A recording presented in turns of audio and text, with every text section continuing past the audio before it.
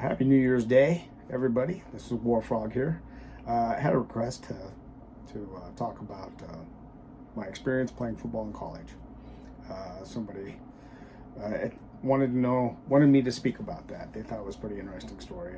And today, seeing how it's all the bowl games going on, all the football in the air, why not talk about it? I've been meaning to make this video for a while and just now get around to it. As many of you know, I grew up in Diagonal, moved there in 1977. I was 12 years old, from Creston, Iowa, and where I had played, little league flag football and wrestled and everything. Moving to Diagonal, a town of 250, 300 people, was a traumatic experience, as they did not have either football or wrestling, and so my dreams of being an athlete were dashed. I could have played basketball, I just didn't care for basketball. But my senior year, I did play basketball. I just went out because a friend on the team, Todd Tassel, asked that I did, so I did. I'm glad I did. But realistically, me playing football, who knows how that would have worked out. I was 5'7", 143 pounds, and as a senior in 1983, I wasn't very big. But I was not a bad athlete. I had some running abilities and jumping abilities. Hence the nickname Frog. I could jump up and hang on the rim at 5'7", and if I could palm a ball, I could dunk it. As the years went by, into my 20s, I eventually was able to two-step dunk a legit basketball. My leaping ability, I worked at it. I got better at it, and I grew a couple inches. Not a whole lot, I'm not real tall still. I'm just short of 5'11". So as years went by, I played a lot of backyard football, and I had a lot of fun doing that. The game, I was a huge football fan. I watched it on TV and always thought, hey, I wish I'd had the opportunity to play. And I would listen to my friends from towns that did. They played in grade school and junior high and high school, and they had this stories of camaraderie and playing football, and I was always so jealous and wished I'd had the opportunity to play. So I played a lot of backyard football. I remember one time particularly, we played in Creston, Iowa, and it happened to be a lot of guys there that were playing college football, were there for spring break or whatever it was. Some guys from Simpson, some guys from Iowa State, a few guys, Tarkio, wherever they were from, I can't remember. But a lot of them were back. We had 15 on 15. We were playing up in Creston, and pretty soon it became apparent as we're playing. I was one of the faster guys on our team, and one of the faster guys on their team was guarding me. And on offense, I caught an out about the 20-yard line, made a little move and got a step on the guy, and we raced to the end zone, 80 yards, and he stayed right on my ass the whole way, but couldn't catch me. And when we got to the end zone, he goes, "Dude, where do you play football at?" I go, "I don't play. I'm a factory worker. I'm 26 years old, whatever it was. I work in a factory." He goes, "You should be playing somewhere." I play for Tarkio. I'm a wide receiver.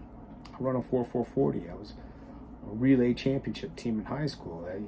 You got some speed. You should be playing somewhere. So that got in my head. Made me think, maybe, despite my diminutive size, maybe I could have played football. Fast forward another year or two. I think in 92, 93, I quit my job, and my then wife and I, my first wife, we decided we're going to go to college at Peru State College in Peru, Nebraska. And the Peru State program was a pretty good one. They won the national championship, I think, in 91. And I went and watched the games and enjoyed watching it. Kind of got the idea, maybe I could go out. Maybe I could walk on. As a freshman, I got an intramural football team up, and we went undefeated. I think we went undefeated. And we ended up playing in the intramural Super Bowl. And in that intramural Super Bowl, I scored 3 touchdowns or something. I can't remember what it was. We ended up losing, but the referees for the game some of them were coaches for the football team. And one of them I remember, I think, was Coach Matthews. God rest his soul, is gone now, but he was a great guy. And he came up and talked to me and suggested I go out for football. All right, just a minute, I'm going to try. I don't remember if I went to the spring game or what, watching it and thinking, you know what, I don't want to be a wide receiver. I want to do the hitting. I don't want to get hit. So I decided I was going to be a defensive back. Plus, it'd be easier on me. Not having any experience, I probably wouldn't catch on to the plays very well. And plus, I had smashed one of my hands doing factory work. Catching a football was kind of hard, especially if you have a good quarterback that throws lasers. And I didn't want to do that. I thought, hey, it'd be better hitting people than getting hit anyway. So I went to talk to the head coach, Monty Meadows, a great guy. And I don't know if he knew I hadn't played or not. I didn't want to tell him because I was embarrassed, and I thought they wouldn't take me seriously if they knew I hadn't played high school football.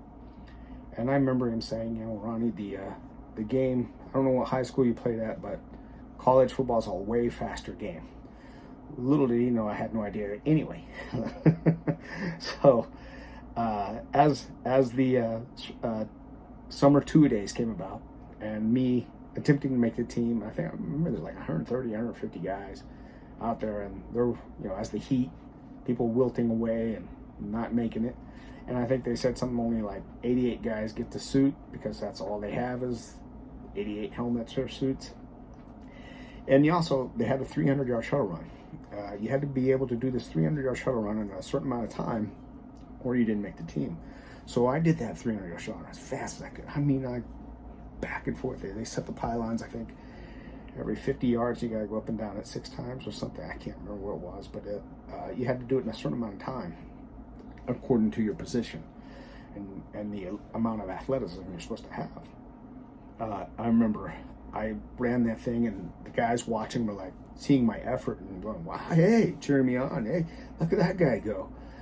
Getting in my head, "Hey, I'm killing it!" And the guy with the timer going, "Hey, that's the 3rd best time today. Good job out of you." And I'm like, "Yeah, right." He goes, "You got 1 minute rest, and then you got to do it again." I didn't know you had to do it a second time, so I gave everything I had in that first shuttle run, and I didn't know how the second one would go, but I did. I put everything I had into it, and my time was good enough.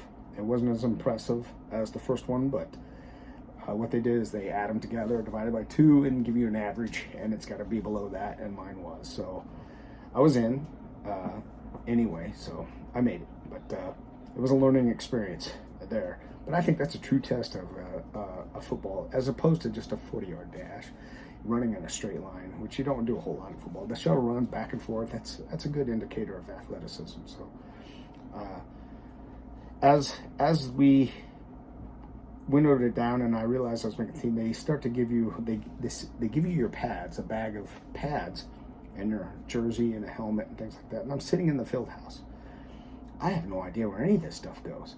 I didn't even know there was such a thing as hip pads or tailbone pad. I didn't know where they went. I didn't know how they went, how that stuff worked. Where's all this little foamy stuff go? And what kind of mask do I want? What kind of shoulder pads do you want? Well, I want the biggest ones I can get, which is dumb. As a defensive back, you want the smallest, lightest ones you get. Now in hindsight, I have these huge offensive line pads or whatever. They are this look goofy out there. But these are things you have to learn as you play. I'd never played with pads. The backyard football that I played, when you tackle somebody, you grab them and you drag them to the ground. When you're wearing the pads and the helmet, you feel like you have armor on. You feel invincible. You feel like, I'm a living weapon. I'm a samurai. I'm gonna run right through people, and the collisions. It's like a car wreck every play, and it's a whole other a reckless abandon. You can throw your body around. It's a whole other element to the game. It makes you more aggressive, and that was an eye-opening experience. And knowing what goes on in huddles, and I'd never, you've seen it on TV, and then of course you have your huddles in the backfield. Hey, you go over by the fire hydrant and run over. That it's none of that. It's all technical stuff. They're calling what the D line's going to be doing. They're calling what the linebackers are doing, and they're calling what kind of coverage we're doing in the backfield. Thankfully, we did a lot of man-to-man, which is pretty simple. Just follow your guy. You stay close to him. And it was, sometimes I got burnt. Sometimes I did well. But practice, sometimes I had interceptions, knocking down passes. Other times I got burnt. I mean, it's just part of the game, learning how to. But when you're a corner out there on your own, you're exposed. When you fuck up, everybody sees it, and that's disheartening. Especially in a stadium full of people or whatever. Feel like you let your teammates down, and it was a learning experience. I'm so lucky, so blessed that I got the opportunity to play the game, to get out there and experience it. Now, I'd only played 2 years. I had promised my then wife that, my first wife, that I would only play 2 years. She hated that I was playing football. After my first year, I played a lot, quite a bit, and between the first and second year, the coach, Miller, was our defensive coach. He was a friend of mine. He'd come out and play paintball, so we were kind of close friends, and he was a couple years younger than me.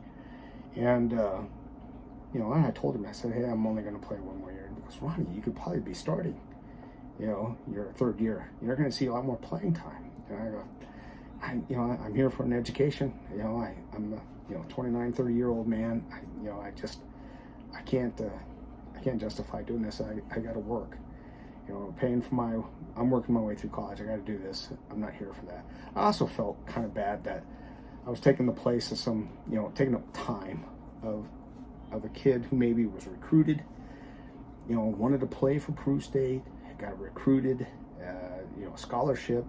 This has been their dream, and here is this old guy out there taking up space. So, in hindsight, knowing that I was going to go through a divorce, maybe I would have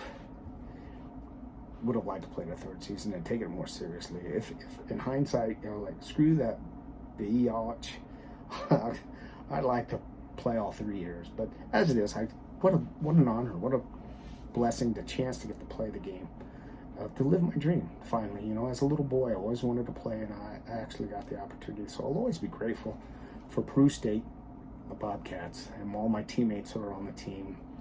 And I remember they thinking, wow, there's some old guy out here play. Some old guy. What I wouldn't give to be 29, 30 again. What really isn't that old. But it seems old when everybody else out there is 18, 19, and 20 or whatever. But, for those guys that got to play in, high school and junior high, and you remember those moments, the camaraderie and the friendships and the trips and the competition, and I got to experience a little bit of that, so I'm always going to be grateful for that. So I'll end this video, hopefully not too long on this one and not bore you, but that's how I got to play college football, and not real remarkable, but that's how it happened. As somebody who never got to play, got the chance to play, and